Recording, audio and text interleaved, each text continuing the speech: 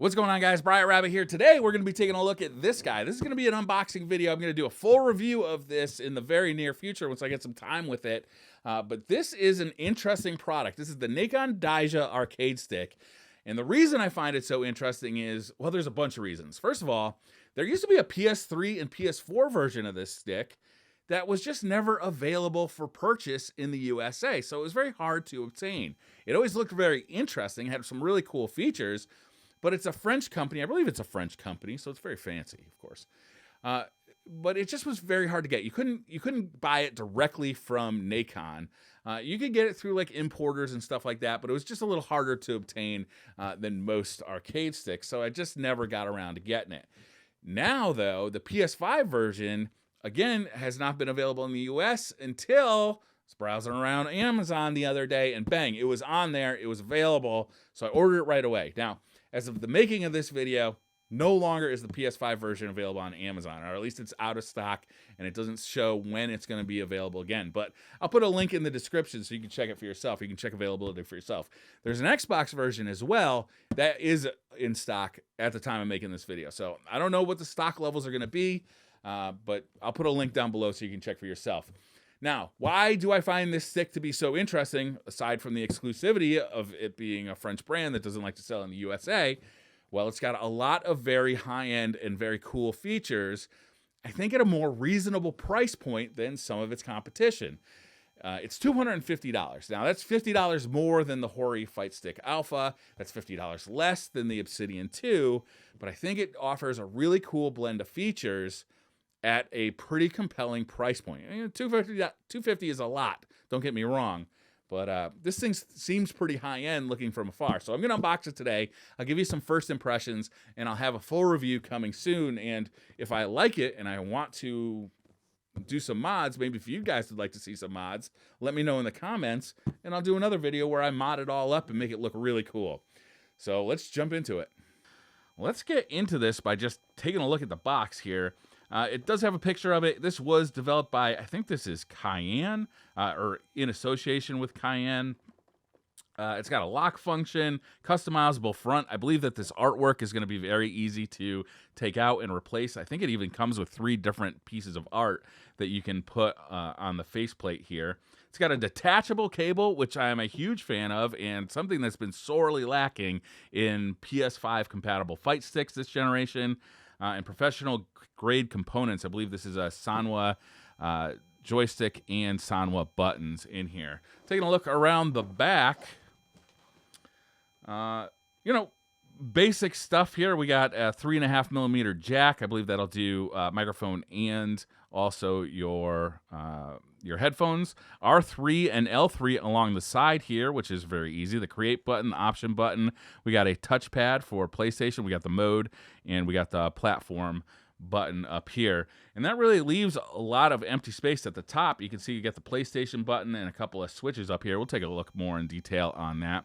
And then they also advertise that they have software for customizing your stick, which we won't get into today, but I'll definitely play around with that for the full review. So let's open this thing up and check it out. It is pretty heavy, which is, I think, a good thing. If you take your fight stick to arcades or to tournaments or locals a lot, you might find that to be not so great. All right. Pretty easy to open. I didn't even have to cut any tape or anything. It's in here with what looks like recyclable material. Man, it is heavy. I'll tell you that. Let's put this off to the side. Take the rest of this stuff out of the box. And I'm just going to throw the box off to the side here. All right. So what's in here? We'll just move the joystick off to the side for a second. Just take a look what's in this bag. All right. Right off the bat, we got a start guide. Pretty simple stuff. I don't think we're going to need too much out of that. Some paperwork. Probably warranty information. We do have 2 pieces of art. We just got a plain white one you can customize yourself, or if you just want that plain white look, you can just throw that in. I think that actually be really stealth and cool looking. This one has kind of, I would call this like a black snakeskin texture. Let me see if I can get a little closer to the camera. It's like a black snakeskin texture, and it says reveal your skills. I think I would like that better if it didn't have the words on there. I don't know. I don't want to reveal my skills. I am lacking. It's just going to be an embarrassment. And then we got some stickers here. Some decals, some decals.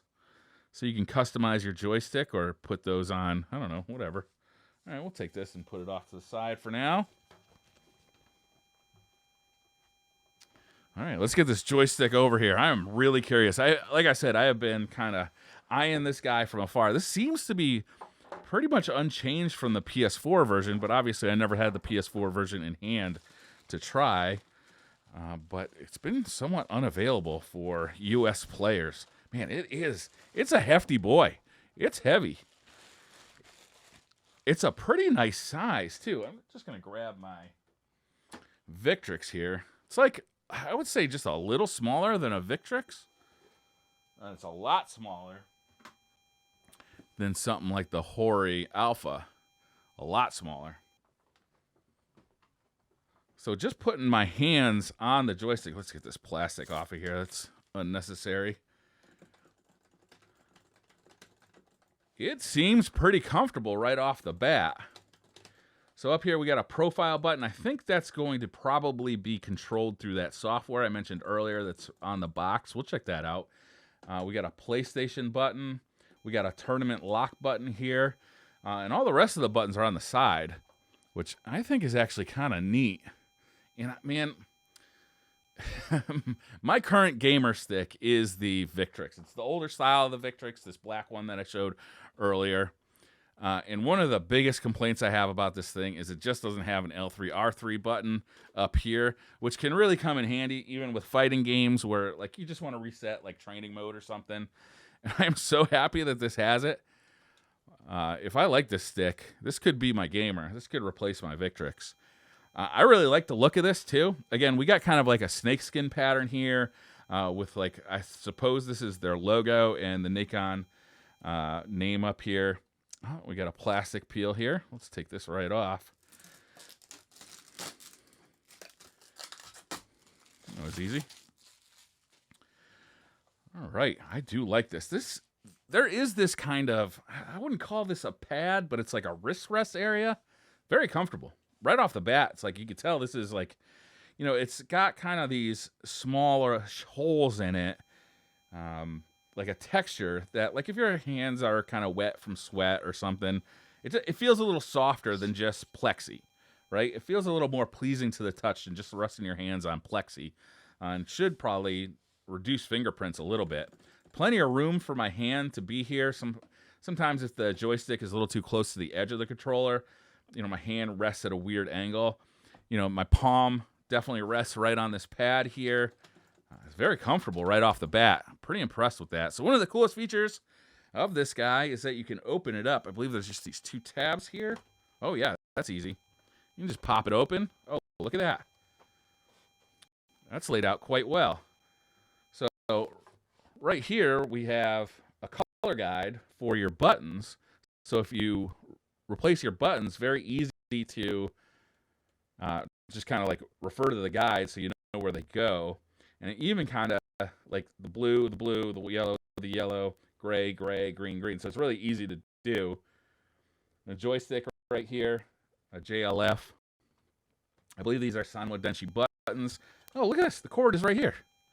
It's got a little convenient cord. Oh, look. I'm just like discovering stuff. We got a little screwdriver, it looks like. Oh, it's a little hex head. And I don't know what this is. A coin? Oh, you know what I bet this is? So you can take the ball top off using this guy. Oh, man. They were really thinking. They were really thinking when they made this. That is really nice. You know, the, what is it? Not the Hori, but the Obsidian 2 has some stuff like this, like an extra bat top that you can put in. And it just kind of holds it. Like, but, you know, my suggestion was, instead of a bat top, who really switches between ball top and bat top, like, on the go? Put a screwdriver in there, you know, so you can repair your joystick while you're on the go. These guys did that. You know, they put this, well, it's a hex head, so I don't know. I don't actually know where that goes. Oh, it goes for these screws up here, so you could possibly change out your artwork on the fly, or maybe that's just so in case you don't have a hex head, you're provided one. But actually, the internal screws are all, it looks like Phillips said. What's this over here? Oh, this is part of the mechanism to open and close it. Where'd those buttons go? Oh, that is cool. Listen to that. It's got a nice braided cable. This is USB-C to USB-A, so that's pretty standard. Where's that actually plug in? Let's close this thing up. You gotta undo these here. It feels pretty solid, too. There is, I would say, there's like, it seems to be a bit of a gap between, is there a metal plate under there? Between the artwork and the kind of whatever's supporting it, there's like a little bit of give there, but it feels pretty solid. Let's see. And I don't feel any give when I'm hitting the buttons, which is good. Now, the plexi is actually cut out around these buttons, so I think you can replace the buttons without removing the art and the plexi. That's interesting. Which does mean the buttons are a little bit recessed as compared to the plexi, but, I mean, it doesn't seem to affect the use of the controller. Well, you know, again, we'll do a full review. Well, I expected... Oh, okay, so the USB-C is up here. Let's actually plug this in. It comes with a little Velcro strap. Really, it does feel like they kind of thought of everything here. It's a little bit recessed, and this USB-C fits right in that hole. You'd probably want to be careful just grabbing any USB-C to make sure it's going to fit in that hole. The hole is pretty big, though, so you probably won't run into many problems, but it's something to be aware of. Let's check out the bottom. Bottom, look at that. Big, rubbery grip. So using this on a lap or a table should be fine. Let's see if it moves around any. Oh, no. It's pretty stable here. You can see I'm moving the whole table. The controller moves a little bit. Should be good on the lap as well. Nothing much along the side here. On the bottom, I see there's a 3.5mm jack. I'll check that out, make sure it sounds okay, make sure it works with a microphone okay. I do really like that. These R3, L3, share, create. We got the touchpad. I'll check if that works, like right side press, left side press. What is this over here?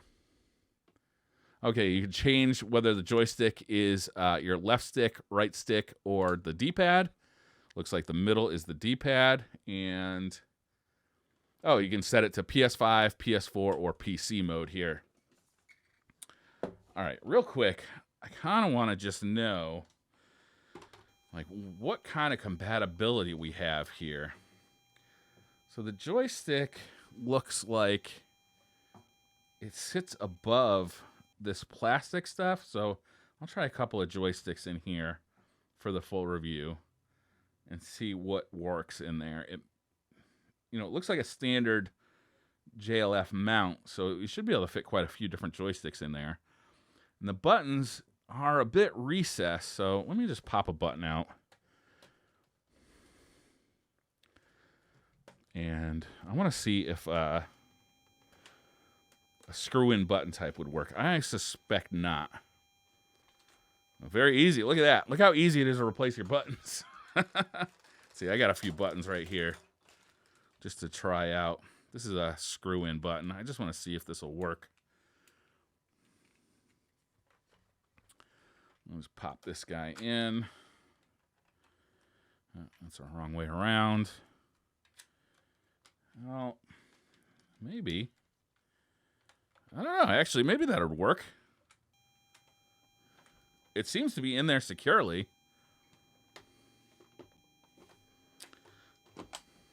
Yeah, I don't know. It seems like a screw-in button would work there. We'll see.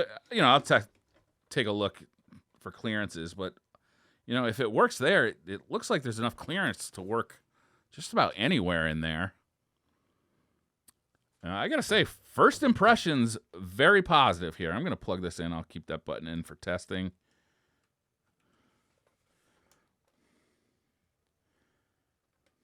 Pop that guy on. That's nice and easy. Let me turn that around so I'm not straining that connector. The wiring is pretty thin. These connectors seem pretty secure, though. And, you know, it doesn't get much easier to just jump into something like this.